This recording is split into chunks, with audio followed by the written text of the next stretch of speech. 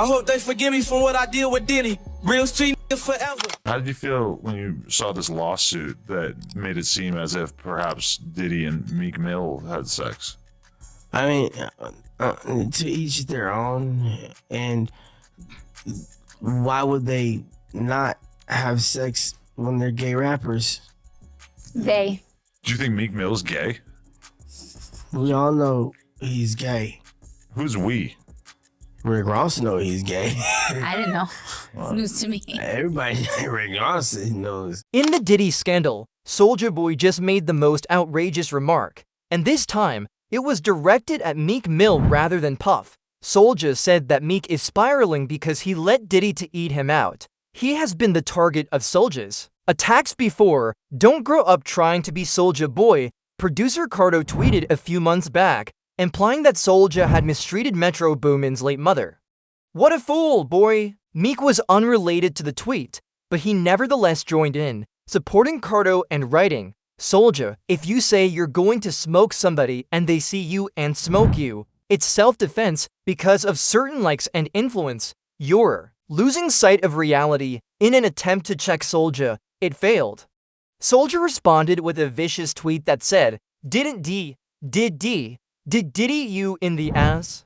Old tweets, videos, and rumors all reappeared as the internet went crazy, and people began to dig. The real bombshell then came, Lil Rod Jr.'s lawsuit against Diddy, alleging that Diddy had slept with two unidentified male celebrities.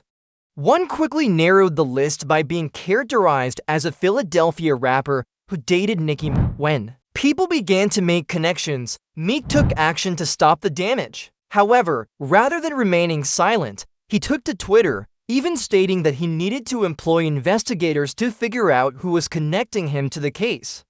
That overreaction appeared to many like guilt, Diddy's former bodyguard added to the confusion by claiming to have recordings of Diddy's notorious freak-off parties, where drinks were purportedly so strongly drugged that visitors were unaware of what was going on.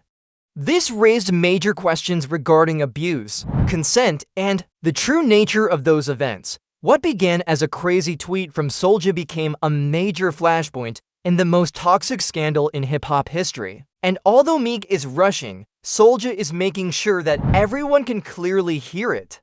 The drama is legal, personal, and becoming more combustible every day.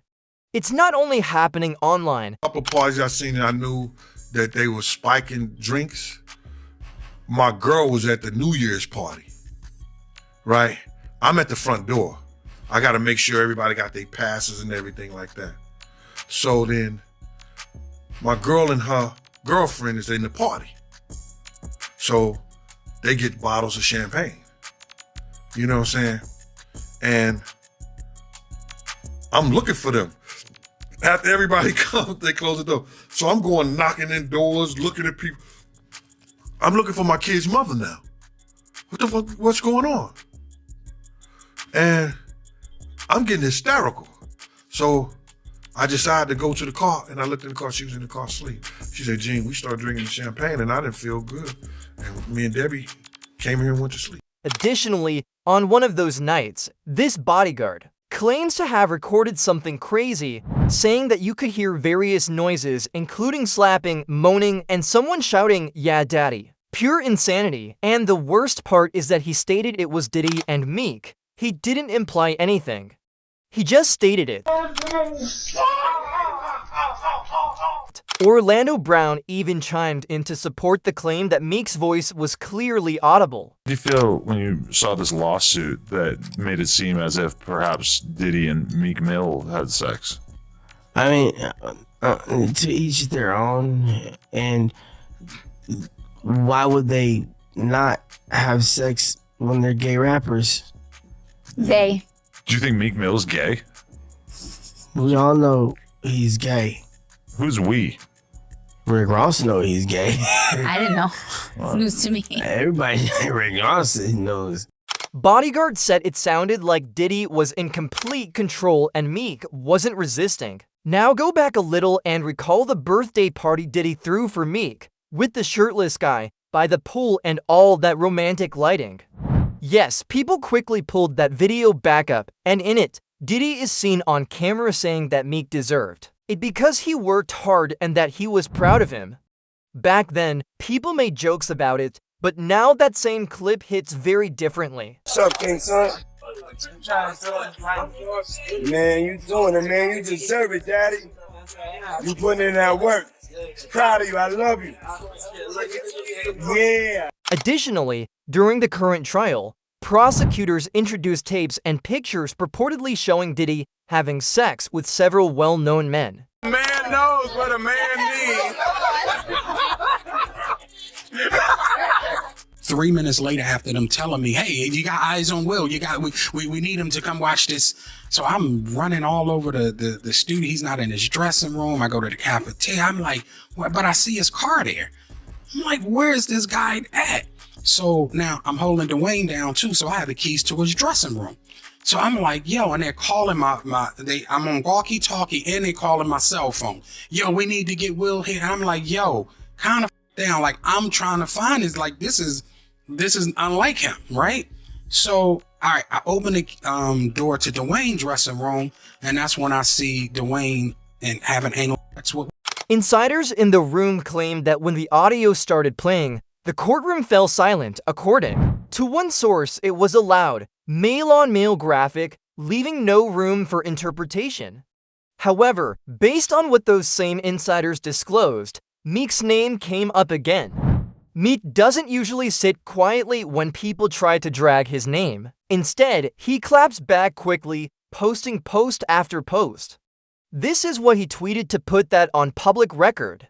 The craziest thing I've seen at a puff party is the coke vibes, and that's what's happening at all these parties. I'm from North Philadelphia. I've had millions since I was 23, and I don't even want to be addicted to marijuana. I'm not passing judgment, but I see it differently. Yes, he is making every effort to disassociate himself from the incident, but that doesn't explain why he was out here pleading for forgiveness for something that had to do with Diddy. That line, "I hope they forgive me for what I did with Diddy," didn't age well at all. It began to feel more like a confession than a bar. Hope they forgive me for what I did with Diddy. Real street niggas forever. Actually, Nicki Minaj was the one who recorded that audio. She was holding onto this audio for the longest time until it was the right time to release it. She paid that guy to say that he did it so she could stay out of the radar. Meek Mills used to do her so wrong, so she wanted payback. That user said, just as the buzz around it all was starting to fade, Soulja Boy brought it right back to life. He didn't do it by accident. He knew exactly what he was doing. A different individual said, damn, Meek Mill is really fruity. This is crazy. This is funny. It's all coming out. What are your opinions on this significant flip? Please share them in the comments section. If you're interested in the unvarnished facts and thrilling reactions, be sure to hit the like button and subscribe, then prepare for the next exciting update to appear on your screen.